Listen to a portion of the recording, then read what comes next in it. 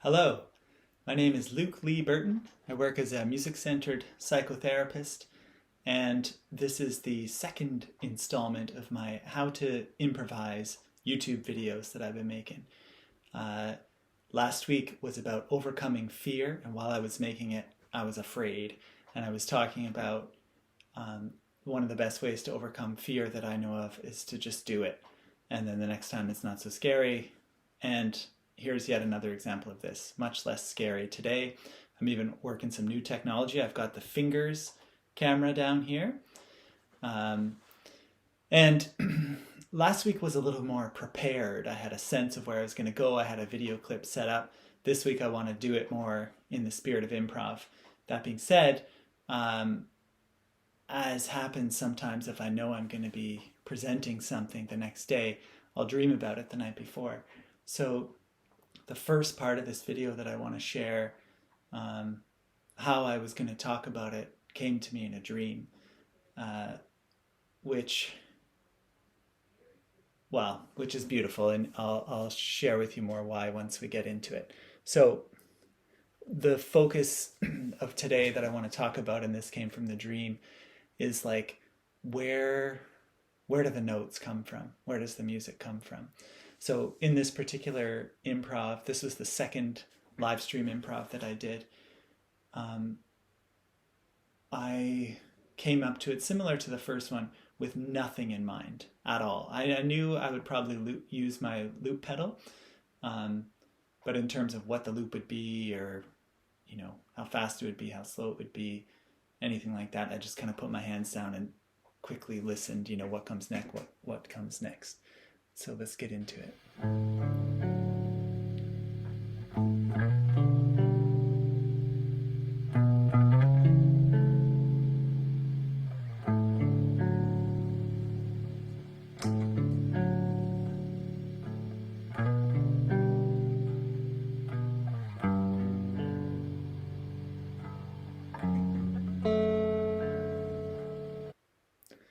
So stop it right there because, like I said, the first part came to me in a dream about what to talk about.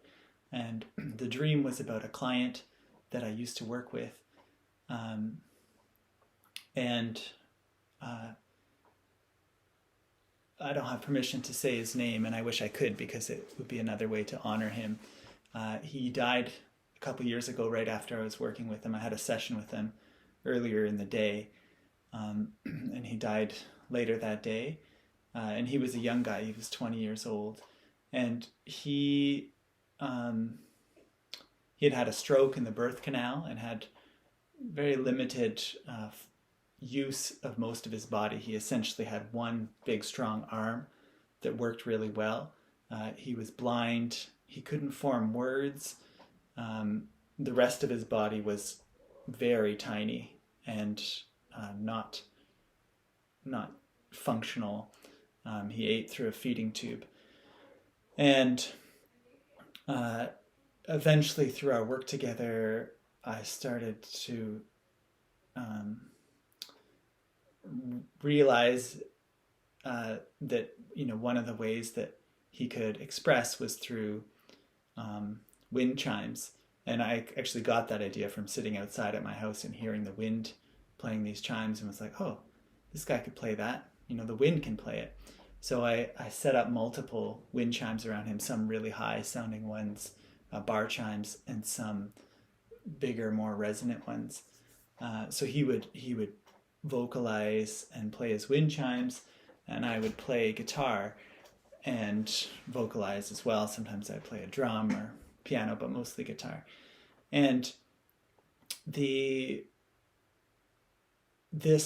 reason this part made me think of that is that this style of chord, where it's like a triad, meaning three notes on the low strings, evolved for me in those sessions with him.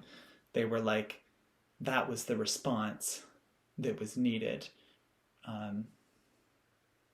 energetically, musically, however you want to think of it. Like, that was the missing piece of music that helped to round it out. So I want to do a little demonstration of these chords, especially for music therapists, because I think they're a beautiful thing to have in the toolbox for music therapists or for any musicians who like to uh, hold things with their music, like to offer that, even holding your own voice if you're a songwriter or something like that. So basically, triads built off the low strings, you can build them off. There's 3 strings, 3 notes in a triad. You can build them off the root. So that's like a G major, G minor. The 3rd, G major, G minor, or the 5th, G major, G major, G minor. So you've got those different shapes. And I think you can get into some really beautiful sounds using those.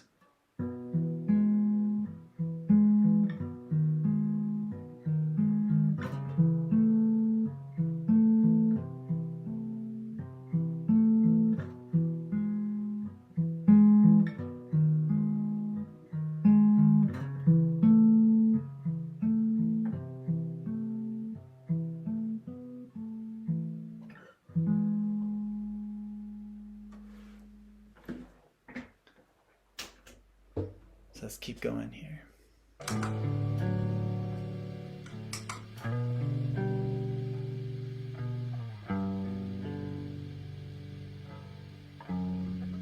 So here I'm listening. What is the next note?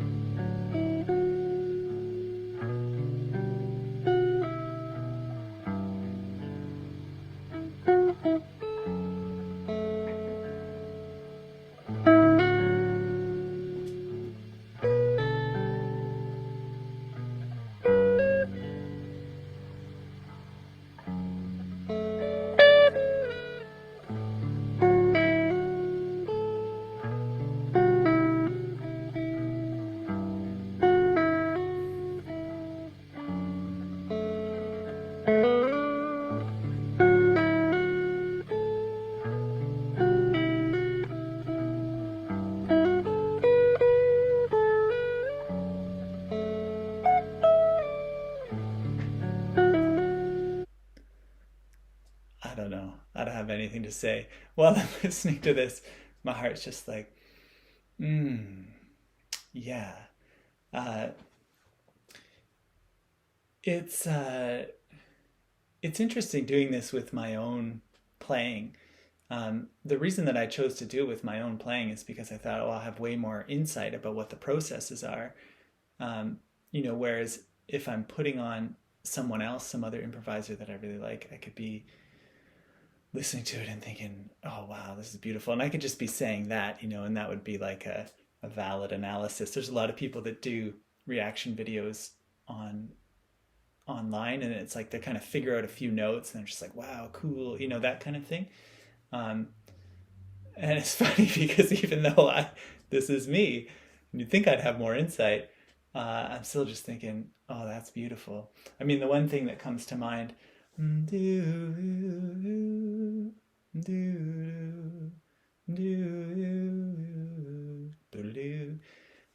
it's a very singable melody,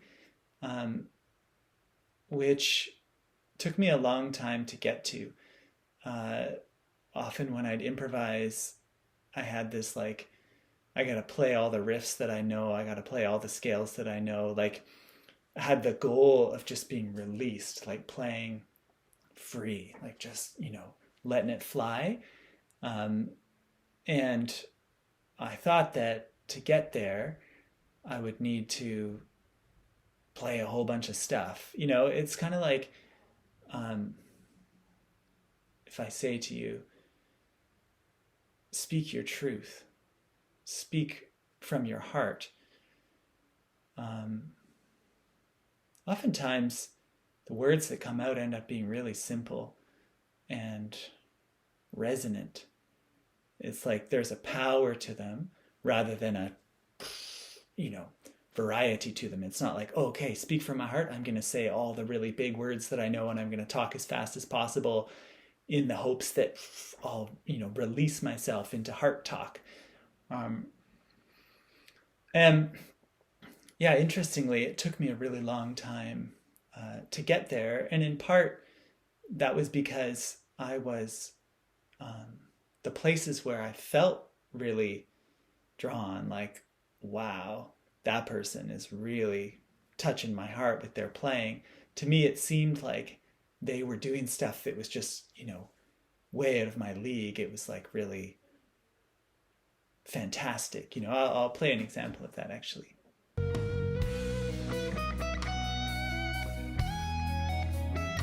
So this is Joe Satriani. First person who came to mind when I thought of someone who really rips it up, who can play from his heart.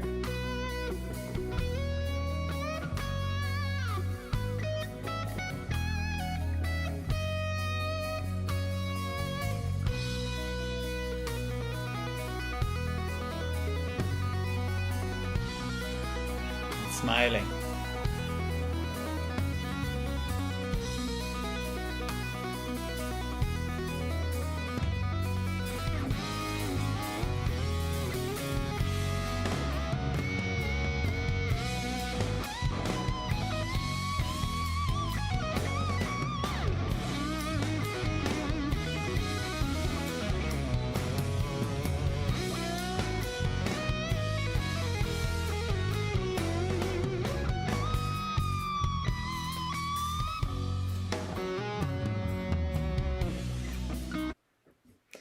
So that's an example. I watched that, my heart feels lifted up. The thing that strikes me watching that is that that's not hard for him. When he's tapping there, he's got a smile on his face, like he's feeling the joy. It's like he has enough extra capacity to be clear about what he's saying, and that's the thing. That seems important to improvising from the heart, is being able to listen to it, being able to feel it. Okay, let's go back to this this video here.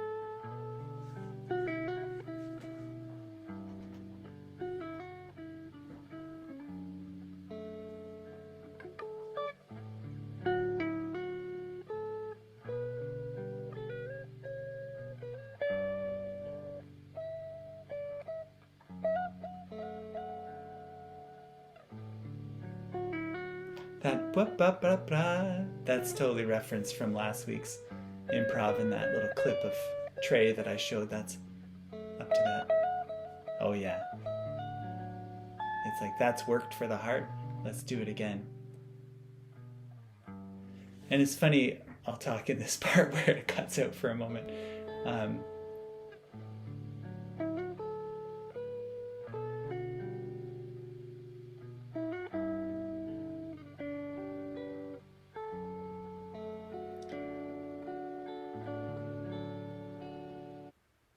It didn't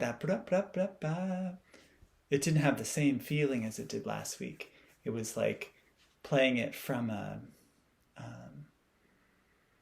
memory of, oh, this is what my heart, this resonates. It's like it wasn't as true to this moment for whatever reason. That's my experience even as a listener. And then I venture into some territory here that's like new to me, which can oftentimes be the benefit of saying those, like, I love you. Oh, last time I said that was so resonant. This time, there's something else. There's like a deeper truth. There's more nuance around that. So I like that I went then to explore some more nuance.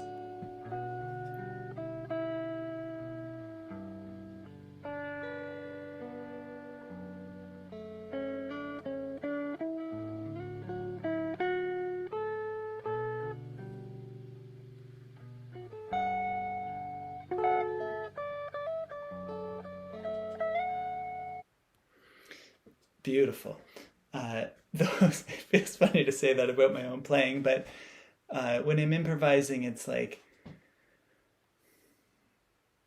I don't know, it feels different. It feels like I'm acknowledging, if I had, worked it all out and thought, this is really smart, this is really good, I'm going to do this. It's different. That this is like, wow, I'm grateful that came through, that this guy was animated in that way to play that. Because I've got my guitar cam here, I want to show another thing. So it's something that I practiced. And like the Joe Satriani video, like he probably practiced like crazy. Actually, I know he did because I've read his autobiography. And so that stuff is just in his fingers, and now he can use it to say beautiful things. It's somebody that's really, it's like someone who speaks a different language. When they say something beautiful, it's in their language. So this little move that I did here is something that I took from Bill Frisell's language. Bill Frisell's a jazz guitar player that I think plays really beautifully. And it's these intervals. So you take the root, the second, the seventh.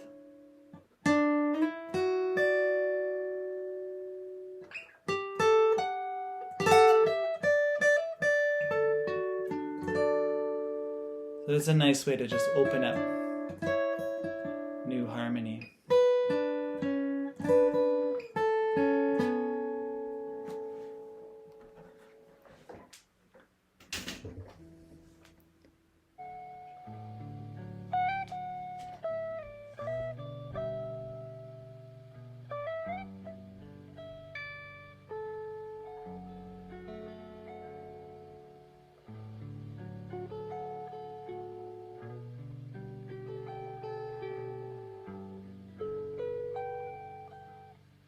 Yeah, so there, obviously I'm using those to find new sounds.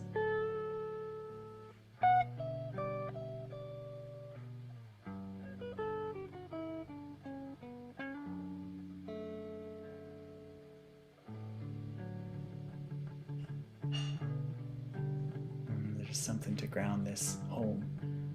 Everything that could be said on this topic has been said. That's kind of the sense there. So that, I'd forgotten that improv. It's kind of sweet. The, it really is like simple melody and then some things that I've practiced that kind of open up little excursions, little ways of going, but otherwise staying on a simple melody.